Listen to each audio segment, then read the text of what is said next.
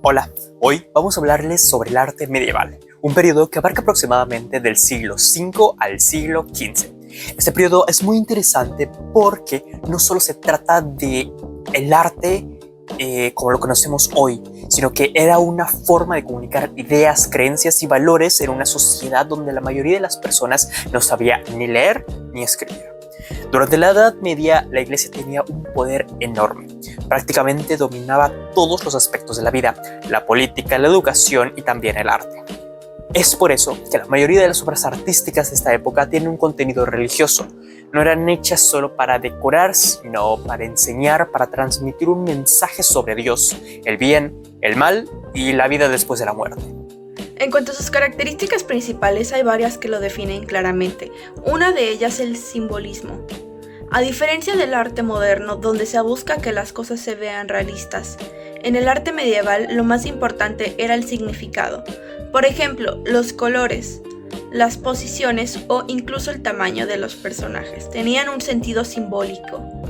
Otra característica importante es la falta de realismo. Las figuras humanas no se ven proporcionadas ni naturales. Muchas veces parecen rígidas o planas. Esto no es un error, sino una decisión intencional, porque lo importante no era que se vieran reales, sino que transmitieran un mensaje espiritual. También está la jerarquización. Eso significa que las figuras más importantes como Cristo, la Virgen María o los reyes se representaban más grandes que los de otros personajes. Era una forma visual de mostrar quién tenía más importancia dentro de la escena.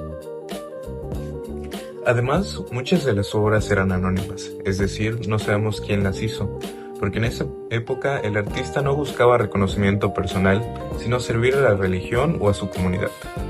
A lo largo de este periodo también surgieron algunos artistas importantes, como Giotto di Bondone, quien empezó a darle más naturalidad y emoción a las figuras humanas, marcando una transición hacia el Renacimiento.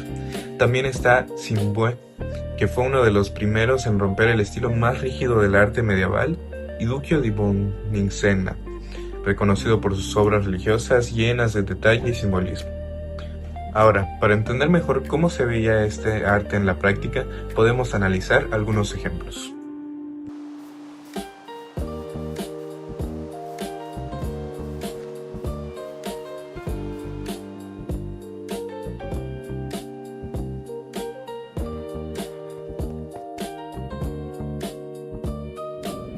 Primero tenemos la escena de un rey, o sea, de la coronación de un rey. Aquí podemos observar cómo la autoridad religiosa es quien coloca la corona de la monarca o al monarca.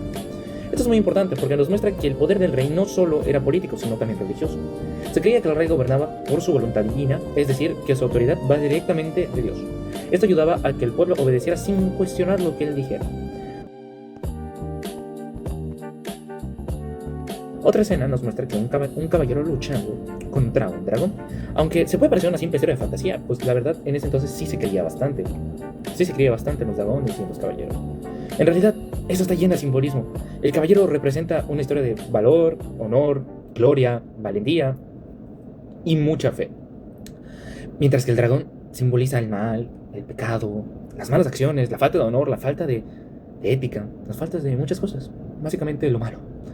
Este tipo de representaciones eran muy comunes y ayudaban a transmitir ideas morales, más que nada, entre el bien y el mal.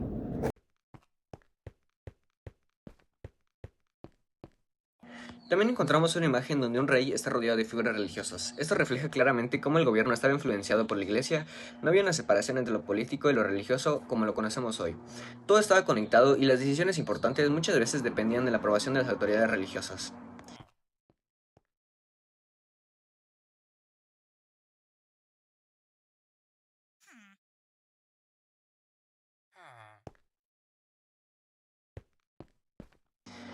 En otra escena, vemos el encuentro entre un rey y una figura importante de la iglesia.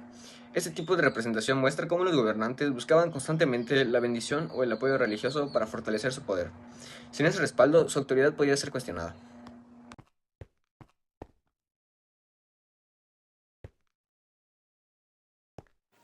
Por otro lado, hay una imagen donde aparecen caballeros, soldados y un castillo.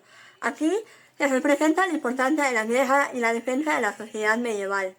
Los caballeros eran parte de la nobleza y tenían la responsabilidad de proteger territorios. Los castillos, por su parte, no solo eran viviendas, sino también fortalezas que servían para defenderse de ataques.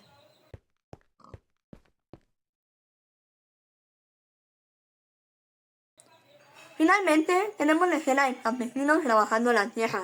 Esta es muy importante porque nos muestra la vida cotidiana de la mayoría de la población. En la Edad Media, la economía se basaba principalmente en la agricultura y los campesinos eran quienes producían los alimentos. Vivían bajo un sistema feudal donde trabajaban tierras que pertenecían a los señores feudales. Si juntamos todas estas imágenes, podemos darnos cuenta que el arte medieval no solo hablaba de lo religioso, sino que nos mostraba la vida cotidiana de esa época, cómo vivían, cómo se relacionaban, la política y todas las creencias y virtudes que tenían en esa época. En conclusión, podemos decir que el arte medieval no son solo imágenes antiguas, sino que es el reflejo de lo que se vivía día con día en esa época. Y podemos decir que en la actualidad el arte ha cambiado muchísimo, pero el arte medieval es una de las bases fundamentales de todo el desarrollo que vino después, sobre todo en la etapa del Renacimiento.